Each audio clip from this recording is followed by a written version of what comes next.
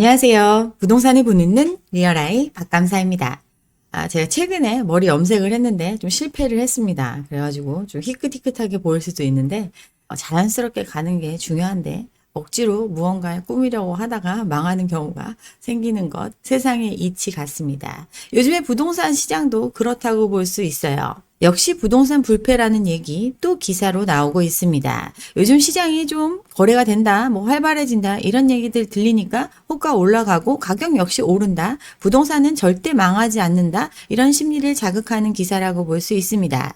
수도권 아파트값 같은 경우에 사두면 연평균 7% 가까이씩 상승하니까 안전자산이다. 24년 동안 집값 하락한 경우 6번밖에 없었고 떨어져 봤자 가장 많이 떨어진 게 8%, 나머지는 5% 미만으로 떨어지고 결국 부동산 값은 우상향하니까 지금 늦기 전에 집 사라 이런 얘기들 나오고 있습니다. 상승장에는 30% 가까이 오르기도 했죠. 최근 불장 20년, 21년에도 12%, 25%씩 급격하게 치솟아 올랐던 거 그게 집값이고 수도권 같은 경우 수요가 몰리면서 장기적으로 집값이 우상향하는 이 과거의 사례를 봤을 때 지금이 기회다 이런 얘기들을 하고 싶은 것 같습니다. 수도권 아파트 연평균 가격 변동률 보면 뜨거웠던 과거의 시기 그때 30% 가까이 올랐었죠. 그렇지만 꽤나 오랜 시간 장기간의 침체를 벗어나지 못했어요. 그러다가 영끌이 대거 참여하고 부동산이 미쳤다라는 표현이 들 정도로 과열됐던 시기에 올랐고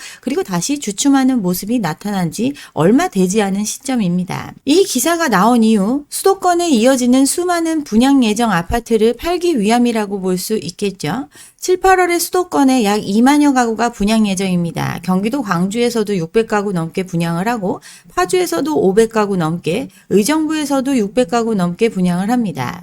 또 김포에 재개발을 통해서 3,000가구 넘게 분양이 되는데 이 중에 일반 분양 물량이 2,000가구가 넘습니다. 이렇게 수많은 아파트가 분양 대기 상태에 있어요. 부동산 훈풍을 강조하고 부동산 불패 신화를 믿어라 하고 이야기합니다. 떨어진다 하더니 다시 회복하고 있지 않냐? 이렇게 지금 큰 소리들 치고 있죠. 결국 안전자산은 수도권 서울의 집밖에 없다. 그러니까 사라. 이 말에 동요되는 사람들 생겨나고 있어요. 근데 시장의 상황은 변한 게 하나도 없습니다. 여전히 고금리 고물가의 상황은 지속되고 있고 대출의 한계 상황에 직면해 있습니다.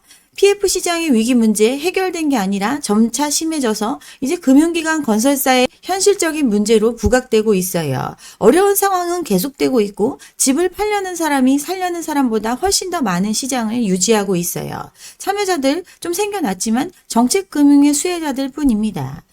상황은 그대로인데 잘못된 정책의 방향이 오히려 더 시장을 악화시킨다고 볼 수 있습니다. 이미 망가진 모습을 아무리 예쁘게 꾸미고 포장한다 하더라도 그 망가졌다는 사실 자체는 달라지지가 않아요. 새 정부 들어서면서 기존 정부의 포퓰리즘에 대해서 많은 비판이 있었습니다. 경기 활성화를 위해서 초저금리 상황 계속 유지를 했고 코로나를 겪으면서 부채 공화국이 됐어요. 그로 인해서 자산의 거품이 극대화되는 시기를 거쳤습니다. 새 정부의 실세들마저도 현재의 집값 바람직하지 않다. 아직 하락의 길이 멀다. 그동안 방만하게 운영한 부채 때문에 이제 이 부채 문제를 해결하기 위해서 관리를 철저히 하겠다. 이런 얘기를 쏟아냈던 것 정권 바뀌고 난 직후의 정부의 태도였습니다. 마치 무언가를 다잡고 갈 것처럼 강한 모습을 보였지만 현실은 더 완화된 상태로 부실을 키워왔다고 볼 수 있습니다. 심각한 PF 부실 문제, 연금 다중채무자에 대한 위험성 이런 거 비판하면서 부채 관리 강화하고 하겠다고 했지만 레고랜드 사태 터지고 채권 시장의 경색이 오니까 발빠르게 태세 전환을 했습니다. PF 폭탄의 딜레마에 빠졌고 공급자 쪽을 살리기 위해서 이미 한계인 가게한테 빚내서 집사라를 했고 다시 시장을 펌프질하는 조치를 했습니다.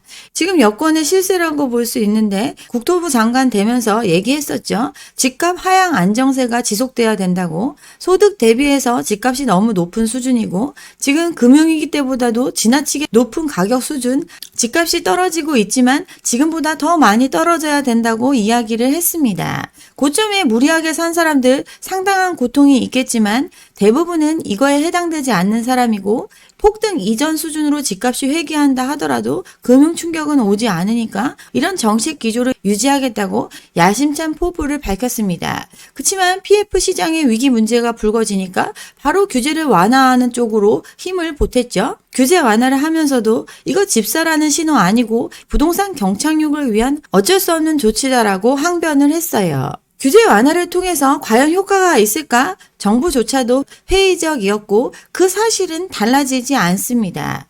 금리도 높고 집값도 떨어지고 있는데 규제 푼다고 사람들이 바보가 아닌 이상 다 뛰어들어서 다시 폭등하는 일은 벌어지지 않을 거로 예상을 했습니다. 긴축의 시장이고 부채의 한계 상황임에도 이렇게 완화적인 조치를 했던 이유, 우리나라 경기가 곧 회복이 될 거고 중국의 경기가 회복이 되면 우리도 좋아질 거다, 이런 기대감, 그리고 미국이 곧 금리를 내리는 조치를 할 거니까 잠깐만 버티면 된다, 그 사이 조금 더 늘어난다고 해서 큰 문제가 될까, 이런 생각으로 안일하게 한 해를 보냈습니다. 오히려 시장에 돈을 푸는 조치를 했죠. 부동산 시장의 경착륙이 심화되니까 돈을 마구 빌려주면서 분양받으라고 부추겼고, 또 망해가는 사업장들 체한펀드 투입하고 허그 주공공 정부의 기관이 나서서 보증해 줄 테니까 돈 빌려주라고 금융기관 압박했습니다. 또 PF에 대한 빠른 구조조정을 통해서 털고 일어나야 할 그 시기를 연기했죠. 곧 좋아질 거다라는 기대감에 잠깐만 버티면 된다, 망하지 않고도 다 살 수 있을 거다, 이런 안일한 대처를 했습니다. 여기저기서 부실이 생기고 새마을금고 뱅크런 사태 났을 때 정부가 새마을금고도 보증해 줄 테니까 동요하지 말라고 했고, 한국은행 100조의 회사채 보증을 통해서 시장 살리기에 전력을 다했어요. 위기가 오게 된 원인들은 전혀 해결되지 않은 상황인데도 관리가 잘 되고 있고 계속 관리할 수 있다라고 이야기하면서 큰 소리 치면서 시장을 끌어왔습니다. 결과는 어떻게 됐죠? 다시 가계대출이 급증을 했습니다. 연간 누적 30조가 늘어났어요. 주담대를 중심으로 가계대출이 잡히지 않고 오히려 증가를 했습니다. 특히나 정책 모기지론 이런 부분에 있어서 수많은 돈이 시장에 풀리게 됐습니다. 이게 다 빚으로 남아있죠. 고금리에 부동산 경기가 꺾이고 감소세를 보이던 가계대출, 정부가 규제 완화하고 정책자금 쏘고 이렇게 하면서 급증하기 시작을 했고, 높아진 이자 부담에 일단 빚 갚자 이랬던 사람들의 심리도 옅어지고, 오히려 더 이렇게 정부가 부양해 주니까 빚내서 뛰어드는 게 맞다, 또 빚내는 사람들이 늘어났습니다. PF 시장도 마찬가지죠. 대형 건설사 중에 최초로 손을 들었던 태영건설, 아직도 정리가 안 되고 있습니다. 태영건설이 투자한 인제의 한 사업장, 여기 완전 자본 잠식 상태에 수익성도 안 나오고 대출 이자도 엄청나서 모회사도 힘든데 이 자회사를 살리는데 유상증자를 통해서 또 돈을 쏟아 부었어요. 고강도 구조조정을 하기도 모자른 상황에서 부동산 관련된 사업들 일단 살리고 보자, 또 돈을 쏟아붓는 선택을 했고 아직도 진행 중입니다. PF 위기로 워크아웃 신청한 상태인데 개선 가능성이 낮은 부동산 사업에 또 돈을 쏟아붓고 있고, 이거 대마불사라는 기대감 때문에 이런 조치를 서슴지 않고 하고 있습니다. PF 위기가 고조되고 불확실성이 확대되는 상황에서 자금 유출을 줄이지는 못할 망정 밑빠진 독에 물 붓기를 해온 시장입니다. 여기 예를 들어서 그렇지 대부분의 PF 사업장 어디 망했다는 얘기 나오는 거 없죠. 근근히 유지하고 연기하고 연장하고 그렇게 시장을 끌어오고 있는 것 전혀 달라지지 않았습니다. 1년 넘게 구조조정한다 막 했지만 이제 겨우 시작 단계에 접어들었어요.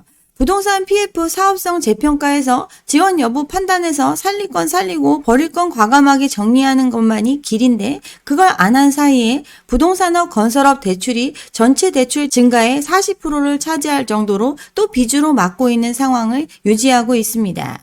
GDP 대비해서 기업 대출 역대 최고 수준을 보이고 있는데, 이 중에서 부동산업, 건설업에 대한 비중이 40% 가까이 됩니다. 부동산 대출이 부가가치를 상회하는 규모로 공급된 상황, 금융 시스템 내의 자원 배분 효율성이 저하됐다라고 한은은 평가를 했습니다.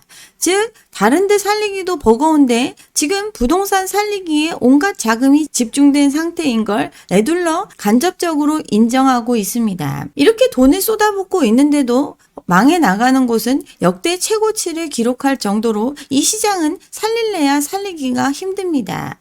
올해 건설사 폐업 240곳, 2011년 이후에 최다 업체가 망했어요. 수익성이 악화되고 미분양이 심화되고 또 대부분 빚으로 사업을 벌려놨기 때문에 자금 조달 부분에서도 문제를 겪고 있습니다.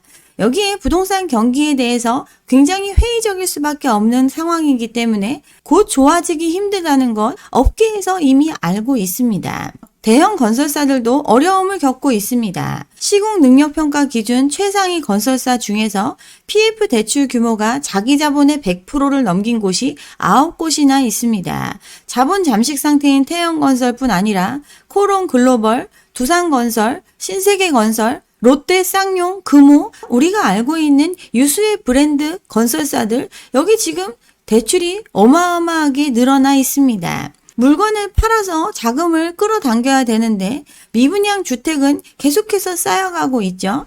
전국 미분양 주택 4월 기준에서 7만 가구 넘게 되어 있는데 사업 주체가 보고하지 않거나 축소, 거짓 신고해도 이거 검증할 방법이 없고 현재 업계에서 추정하기로는 10만 가구가 넘을 정도로 주택 재고 부담을 안고 있습니다. 이게 시장의 현실이에요. 또 건설사에 돈 빌려준 은행들 살리기 위해서 정부가 보증하고 나섰고 그러면서 정부 기관들 지금 그 부실을 오롯이 떠안고 있습니다. 대구의 한 아파트, 브랜드 아파트인데 입주가 빵이죠. 분양 하나도 못하고 있습니다. 여기 PF 대출 5천억이 넘는데 그중에 4,600억을 주금공이 보증을 해줬습니다. 대출액의 90%를 보증해주고 있으니까 은행들 떼어봤자 10%다 이렇게 생각하니까 서두르지 않고 시행사 이미 자본 잠식 상태로 뭐 팔든 말든 자기 손을 떠났어요. 발등에 불 떨어진 건 주금공이죠. 아파트가 미분양돼서 시행사가 돈 못 갚으면 대신 갚아줘야 하고 악성 재고 이 준공후 미분양 물량을 떠안아야 하는 입장에 처해 있습니다.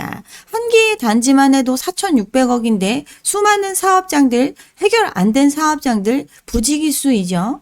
금리가 내릴 때까지 유예해주고 연장해주고 곧 시장이 좋아질 거다 이런 기대감으로 미뤄왔던 빚들 거의 줄지 않고 오히려 연체는 계속해서 증가하고 있습니다. 증권사 같은 경우는 연체율 이제 18% 가까이 되죠. 저축은행도 11%가 넘어가고 있습니다. 여전사도 5%가 넘고 가장 보수적으로 운영하는 은행조차도 0.51% 연체율이 증가하고 있습니다. 정부가 잘 관리하고 있다고 하면서 계속해서 빚을 푼 결과 부실은 더더욱 커져가고 있습니다. 총선이라는 이슈가 있으니까 그때까지만 버티자 하면서 온갖 정책을 했고 젊은 사람들 다시 빚내는 걸 두려워하지 않는 그런 분위기가 형성되고 있습니다. 그렇지만 이 위기설 전혀 끝나지 않고 계속해서 반복될 정도로 상황은 하나도 달라지지 않았어요. 신생아 특례 대출을 통해서 수분양이 잘 이루어지도록 유동성을 공급하는 정책 여전히 하고 있고 보증을 통해서 유동성 공급을 끊어지지 않도록 압박하고 있습니다. 이 유동성 공급이 끊어지면 터지는 걸 알고 있기 때문에 이렇게 하고 있어요. 이미 화약고에 불이 붙었는데 불을 끌 생각을 안 하고 이 불이 밖으로 터져나오지 않도록 물만 살짝 뿌리고 있는 상황입니다. 구조조정이 이루어지기 시작하면 곧 위기라는 인식이 시장에 퍼져나갈까봐 아무 문제 없다라는 말로 덮어둔 채 터지지 않는 기적이 벌어지기만을 바라고 있습니다. 이번에 또 25조 소상공인 지원책 마련을 했죠. 자영업자 대출도 급증을 했는데 고금리에 돈은 안 들어오고 하니까 연체율 계속 늘어나고 있습니다. 과도한 대출이 어려움의 근본적인 원인이라고 이야기를 하면서 이들을 지원하는 정책을 하겠다고 하는데 그 이면은 이 폭증하는 자영업자 연체율의 수치를 줄이기 위한 조치라고 볼 수 있습니다. 자영업자 대출, 이중 임대사업자 부동산업 대출이 40%가 넘습니다. 부동산 과열기에 가계대출도 모자라서 사업자 대출 편법적인 형태로 빚을 끌어다가 부동산에 투자한 사람들 엄청나게 많았던 시장이었죠. 사람들이 원하니까 어떻게든 돈 빌려주고 금융기관들 이자 장사하려고 작업대출 관행처럼 해왔던 시장입니다. 5개 저축은행에서 일어난 게 1조 원이 넘어가는 규모였으니 크고 작은 수많은 금융기관에서 벌어진 작업대출, 그 규모는 어마어마합니다. 사업자 대출로 받으면 DSR이나 LTV 이런 가계대출 규제 적용이 안 되니까 이를 편법적으로 활용해서 최대한의 빚을 끌어내서 집 살 수 있게 도와줬었죠. 개인이 빌릴 수 있는 한도 이상 부당 대출을 받아서 실제로 주택 구입 용도로 사용한, 이게 일반화된 시장이었고, 이게 정치 이슈화 됐을 때 이거 어떻게 조사하고 뭐하고 할 것까지 하더니 지금 당장 이 문제 파지 않습니다. 그만큼 시장의 문제를 알고 있지만 건드렸다가는 부동산 경기에 찬물을 끼얹을까봐 그냥 유야무야 넘어가고 있습니다. 이미 한계 상황이고 가격이 고점을 찍었을 때 더 이상 사람들이 빚내서도 살 수 없는 가격이었기 때문에 거래가 소강되는 모습이 나타났습니다. 그러면서 부동산 가격이 조정이 돼 왔는데 지금 저출산 대책, 부동산 심리 부양 대책을 펴면서 시장이 무너지지 않도록 안간힘을 쓰고 있는 상황이죠. DSR 2단계 적용 7월부터 하기로 했는데 이것마저 연기를 하면서 시장의 붕괴를 뒤로 미루고 있습니다. 지금 DSR 2단계 아직 준비가 안 돼서 연기한다 이런 얘기 하지만 핵심은 자영업자 이금융권에 대한 DSR 확대 그리고 PF 문제, 이게 핵심입니다.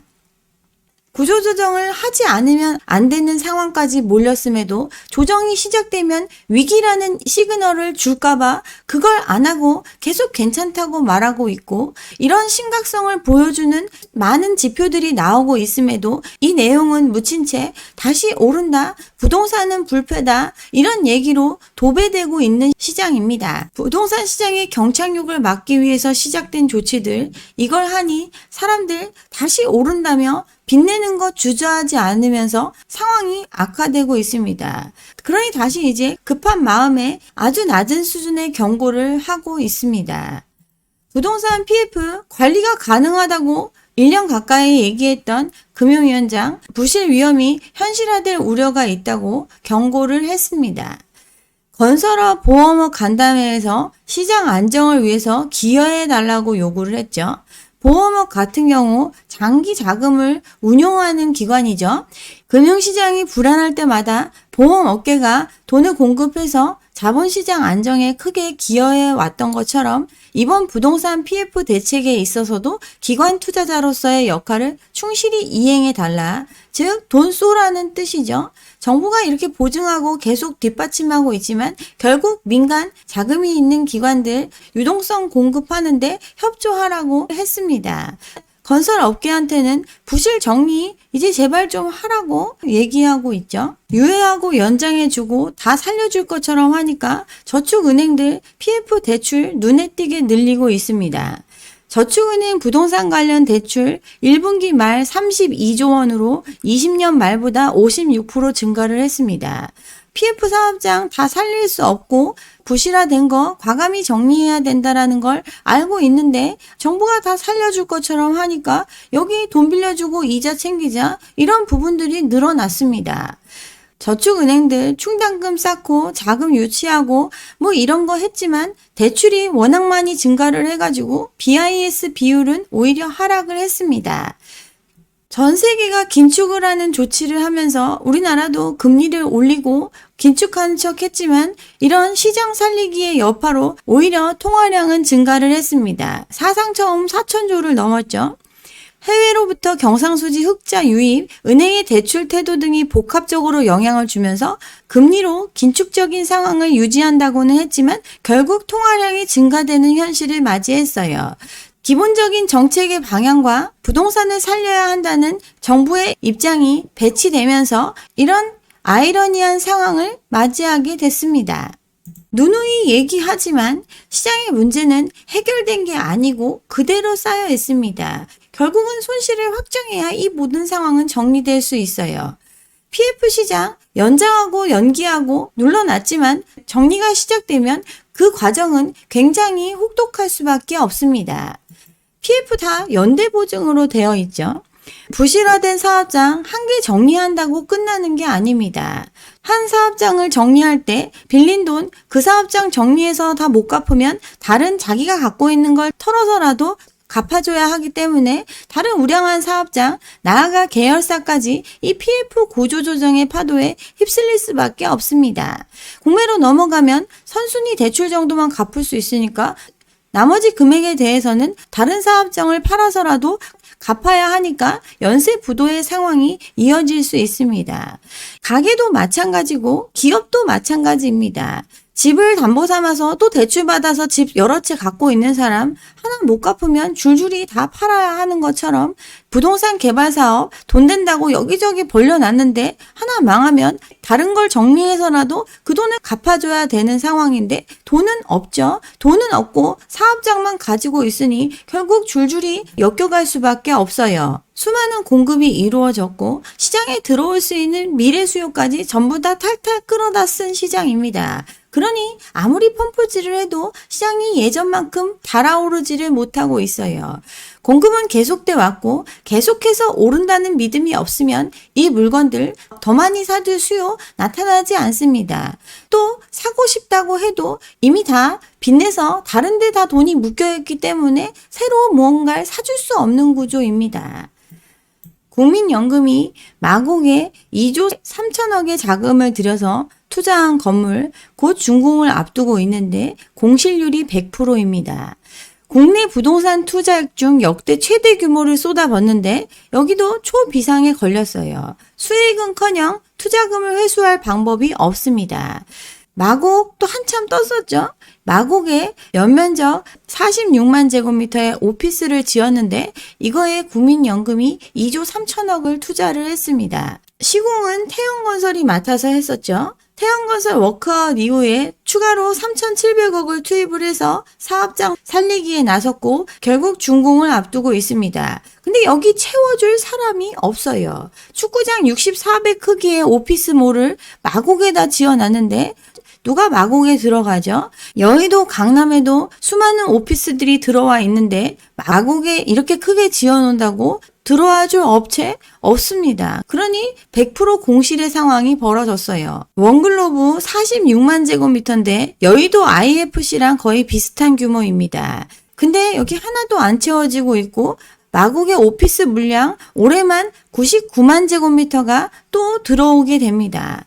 계속 지으면 다 누군가 채워지고 엄청난 임대 수익 또 시세 차익을 얻을 거라고 생각하면서 투자를 했지만 결과는 이런 상황으로 가고 있습니다. 일반적인 사람들보다 훨씬 더 투자에 밝고 전문가 집단이라고 할 수 있는 기관에서 투자한데도 결국 현실에 따라서 손실을 볼 수밖에 없는 이런 상황으로 가고 있어요. 분양 잘 안 되고 악성 미분양은 계속 쌓여가고 있습니다. 모기지 보증 금액 9천억에 육박하고 있는데 2014년 이후 9년 만에 최대 수준을 보이고 있습니다. 모기지 보증이라는 거 준공이 됐는데 집이 안 팔리면 이걸 허그가 보증을 해줘서 전세 놓을 수 있게 해주는 제도입니다. 전세금으로 PF 대금 일부를 상환하고 나머지만 저리로 부담하게 되니까 버틸 수 있게 도와주는 장치라고 할 수 있는데 이 모기지 보증의 발급 액수가 9년 만에 최대치를 기록하고 있습니다. 즉 그만큼 건설업계가 자금 확보하기 어려운 상태에 빠져 있다는 걸 보여준다고 볼 수 있습니다. 증권사 PF 연체율 17%를 넘어서 18% 가까이 가고 있죠. 저축은행은 1년 사이에 7%나 올라서 이제 11%를 기록하고 있어요. 모든 업권의 부실 채권이 늘어나고 있고 이제 더 이상 미룰 수 없는 PF 구조조정 본격화되니까 하반기 연체율은 이거보다 더 가파르게 오를 걸로 예상되고 있습니다. PF 부실 우려가 현실화되고 있고 이로 인해서 금융권과 건설업계 당연히 타격을 입을 수밖에 없습니다. 제가 2년 전부터 얘기했던 상황 하나도 안 달라졌고 결과로 나타나고 있어요. 어떻게든 자금 마련하면서 지금 버텨보려고 하고 있는데 돌려막기와 똑같습니다. 새마을금고 지금 여기저기 부실 소식이 들려오고 있는데 수백억대 손실을 본 금고에서도 4.2% 예금 뭐 이런 거 판매하면서 자금을 조달하고 있습니다. 자기 자본의 대부분이 사라진 상황인데 이 부실 상황 공시되는 게 아니니까 고객들한테 4% 이자 줄 테니까 돈 맡기라고 해서 자금을 조달하고 있는 게 현실입니다.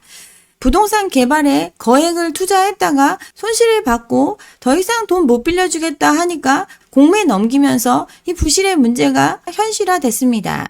최악의 경우 금고가 합병이나 폐점되겠죠. 현재의 시장 상황 달라진 거 하나도 없고 오히려 더 악화되고 있는 시장입니다. 그냥 망해가고 있는 시장이 예쁘게 분칠해 놓고 괜찮다, 안 망한다, 앞으로 더 좋아질 거다 이런 말로 대신 빚질 사람을 끌어들이고 있습니다. 분식회계란 말 아시죠? 경영 성과가 실제보다 좋아 보이도록 정보를 고의로 조작하는 행위를 분식회계라고 하는데 회계에 분칠, 화장을 한 상태라는 뜻으로 분식회계라는 용어를 씁니다. 지금 부동산 시장 분칠해 놓은 것과 다르지 않아요. 가계부채의 한계 상황 GDP 대비 100%라고 했는데 어느 순간부터 GDP 대비 95% 이런 얘기 하죠. 이거 빚의 규모가 달라진 게 아니라 기준이 되는 연도를 그냥 바꿔서 적어 보이게 바뀐 것과 같습니다. 지금 위기 관리 가능한 상황이다라고 하면서 위기를 극복하기 위해서 보험업 돈 빌려달라, 금융기관 돈 빌려주면 혜택 주겠다 이런 말로 시장을 애써 부양하면서도 아무 문제 없다고 외치고 있습니다. 왜 아버지를 아버지라고 부르지 못하고 있죠? 아버지를 아버지라고 부르고 형을 형이라고 부르게 했으면 이런 상황이 오지 않았을 홍길동처럼 지금 우리의 상황 있는 민낯 그대로 사람들한테 인식시켜줘야 더 험한 상황 오지 않는 건데 계속 분칠해 가면서 이 상황을 덮고 있습니다. 요즘 집값 과열된다고 하고 부동산 카페에서는 막 다시 시장이 뜨거워질 것처럼 막 기대감이 큰데 정부에서 하는 얘기 추세적 상승이 아니라고 이야기를 합니다. 상승이 아니라 오히려 지금 망해가고 있는 시장인데 아버지를 아버지라 부르지 못하고 그냥 추세적 상승이 아니다라는 말로 얼버무리고 있습니다. 위기라고 하면 터질 게 뻔하고 지금 상황에서 더 과열이 된다면 더 터질 게 자명한 일입니다. 위기라고 말도 못하고 그렇다고 부양을 멈출 수도 없고 안타깝지만 또 다른 희생자가 발생함을 뻔히 알면서도 이 상황을 계속 부추겨야 하는 것, 이게 지금 우리가 처한 모습입니다. 끊임없이 수치 조작만 하고 있죠. 대환대출, 중소상공인 지원, 통계 방식의 변경, 편법대출 이런 거 건드리지 않고 또 DSR 유예하고 수치만 양호하게 바꾸는 방식으로 사람들의 마음을 안정시키고 있습니다. 이러면 이럴수록 점점 더 좀비화되고 폭탄의 위력은 커질 수밖에 없습니다. 전부 PF 구조조정이 몰고 올 후폭풍 때문에 긴장하고 있는 상태인데 가게만 우리 주변에서만 지금 집값 오른다? 그러니 집 사야 되는 거 아니냐? 이렇게 기웃대고 있습니다. 정말 상황은 하나도 안 변했어요. 동요하지 마시고 시장을 관망하시기 바랍니다. 네, 여기까지 오늘 준비한 내용이고요. 오늘 제 영상이 좋았다면 좋아요와 구독 잊지 마시고 다음 영상도 함께 해주시기 바랍니다. 감사합니다.